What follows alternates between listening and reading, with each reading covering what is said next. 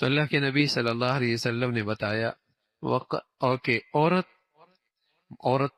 ایک ایسی چیز ہے اور ایسی قیمتی چیز ہے، آپ کے پاس ایک ہیرا ہو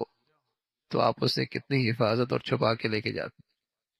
اور خاص طور پہ جب جرائم گلی بازاروں میں بڑھ جائیں تو بتائیے، نقدی پیسے ہاتھوں میں لے کے جاتے ہیں، قیمتی چیز ہاتھوں میں لے کے جاتے ہیں، اور خاص طور پہ جب جرائم کی کثرت ہو تو کیا حال ہوتا ہے، بڑی حفاظت کے ساتھ، بڑے چھپا کر، بڑی احتیاط کے ساتھ، جب ہر طرف شیطانیت ہے اور شرم و حیا آنکھوں سے جا چکا ہے تو بتائیے پھر عورت کے لیے پردہ کتنا ضروری؟ جب ہر طرف شیطانیت ہے اور آنکھوں سے شرم و حیا کا پانی ختم ہو چکا ہے تو اب حیا کی چادر کی ضرورت کتنی زیادہ بڑھ جاتی۔ وَقَرْنَ فِي بُيُوتِكُنَّ وَلَا تَبَرَّجْنَ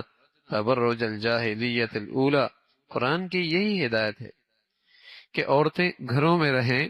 اور باہر جب نکلے تو جاہلیت کی طرح مت نکلے۔ جاہلیت میں عورتیں جب باہر نکلتی تھی تو ان کے سروں پہ دوپٹہ ہوتا تھا، اور آج کی جاہلیت کا حال یہ ہے کہ دوپٹے کی ضرورت ہی کوئی نہیں۔ کھیلوں کے میدان میں ایسی مخلوق آپ کو نظر آئے گی، محفلوں میں، اور جسے کہیں کہ کہاں کہاں کیسی کیسی مخلوق نظر آئے گی۔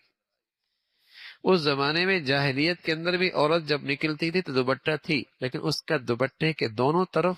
پیچھے پشت کی طرف ہوتے تھے، سینہ کھول کے نکلتی تھی،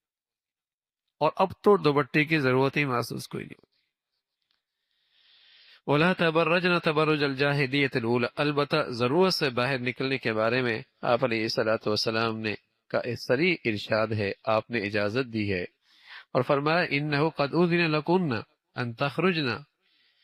اور کہ ضرورت سے باہر نکلنے کی اجازت ہے، لیکن اس کا انداز ایسا ہو، ستر کے ساتھ، پردے کے ساتھ، حیا کے ساتھ،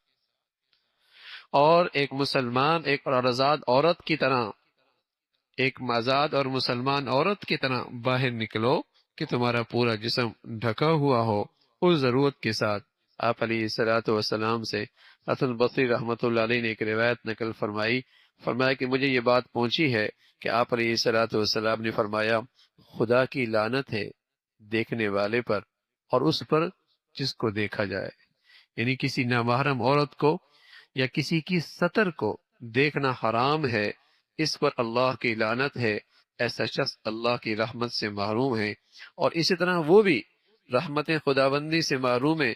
جس نے قصدن جان بوجھ کے دیکھنے کا موقع فراہم کیا، جس نے جان بوجھ کے قصدن دیکھنے کا موقع فراہم کیا، اس پر بھی اللہ کی لعنت ہے۔ اب بتائیے، نکلے باہر، اور نکلتی اس لیے زیب و زینت کے ساتھ کہ لوگ دیکھیں، تو بتائیے جب اس پر سینکڑوں بار اللہ کی لعنت برسے گی تو زندگی میں سکون رہے، اور اس لعنت کو لے کر جب گھر آئیں گے تو بتائیے اس گھر میں برکت ہوگی؟